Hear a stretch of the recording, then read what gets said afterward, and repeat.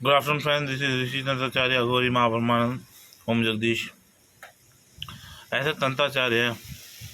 आज आपको तांत्रिक सत्संग सुनाता हूँ। Please put your device what in whatever language you use.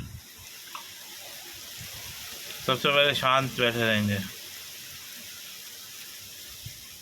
मेरा डाटा रनिंग में है तो मैं नहीं कर पा रहा, लेकिन 2 मिनट शांत होइए, ओम की गर्जना कीजिए और शांति से उसके बाद सुनिए।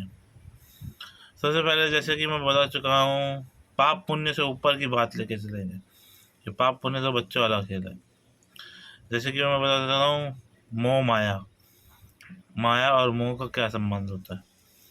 मोह मतलब हम भोगी हैं, तो हम भोगते हैं, तो ये जीवन है। मोह मतलब जीवन, जीवन में जो भी काम करते हैं, ये सब करते हैं, वो मोह है। और उसके बाद हम आते हैं माया पे। जब मरण होता है, मृत्यु, तो वो माया है।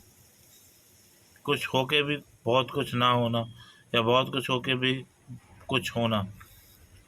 अब आते हैं इनको कैसे भेजें। सबसे पहले तो ये चीज़ स्पष्ट हो जानी चाहिए हमें कि हम जो भी कर रहे हैं, जैसे कि मैं कर रहा हूँ, मैं मेरे कर्म के लिए कर रहा हूँ, आप कर रहे हो, आप अपने कर्म के लिए कर रहे हो। जिस प्रकार सूरज की किरणें हर मनुष्य पर पड़ती है, तो सूर्य प्रभाव छोड़ रहा है, लेकिन उसका प्रभाव कैसे कैसे हो रहा है वो इम्पोर्टेंट होता है। वही कर्म है, और कर्म योग है। हर व्यक्ति कर्म करता है, उसके बच्चों पर उसका क्या प्रभाव पड़ता है, उसके बच्चों का, उसके बाद समाज पे क्या प्रभाव पड़ता है, उसके बाद एक दुनिया पे क्या प्रभाव पड़ता है, वो ज़रूरी है। अब हम क्या कहेंगे कि हम मरेंगे तो हम क्या ले जाते हैं? कर्म, पक्का, पैसे वैसे ये सब सब जाते हैं कर्म में। मतलब मैंने कहा ना कि कर्म मतलब मैं जो कर रहा हूँ, आप जो कर रहे हो, या हम सब जो कर रहे हैं, ये पूरा विश्व जो कर रहा है, ये पूरा गैलेक्सी या ब्रह्मांड, या एक एक जीव जंतु जो कर रहे हैं, वो कर्म है। जीव जंतुओं को भी पता होता है सेक्स कैसे करना है, सोना कब है, उठना कब है, क्या पहनना है, क्या नहीं पहनना, किससे हमें दिक्कत है, क्या खाना है, क्या नहीं खाना, क्योंकि वो कर्म बंद है। तो हो गया जीवन।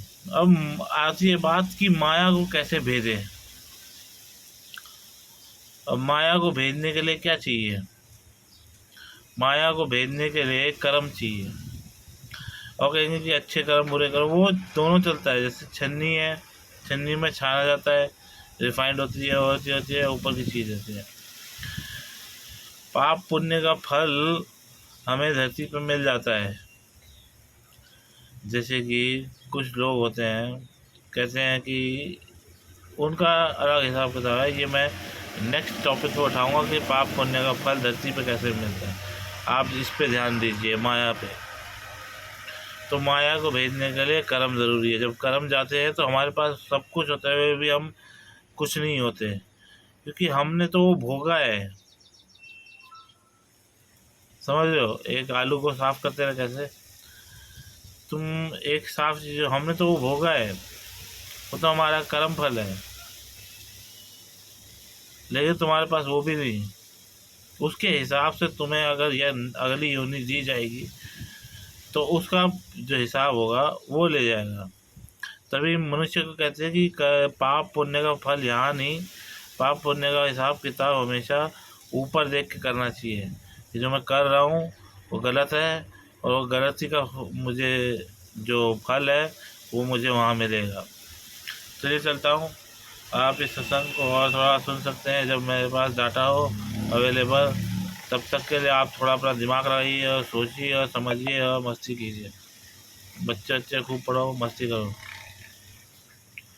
और बच्चों के लिए अभी ये बच्चे छोटे छोटे हैं, 10-11 साल 18 साल तक जब आयु पहुँचेगी तब सुनना है सब। तब तक मस्ती करो। से हर महादेव तुम्हें। मैं कुछ भूला तो नहीं? जब वो बता ही रहा हूँ तो बता ही देता हूँ यार।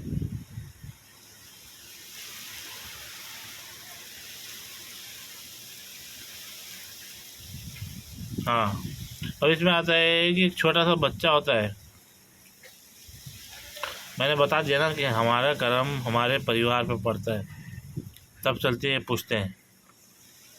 अगर छोटे बच्चे ने अगर कोई कर्म किए ही ना हो, मर गया हो, तो हमारे परिवार का जो प्रभाव है वो उस पर पड़ा है, उसके हिसाब से उसे उसका कर्म फल चल जाता है।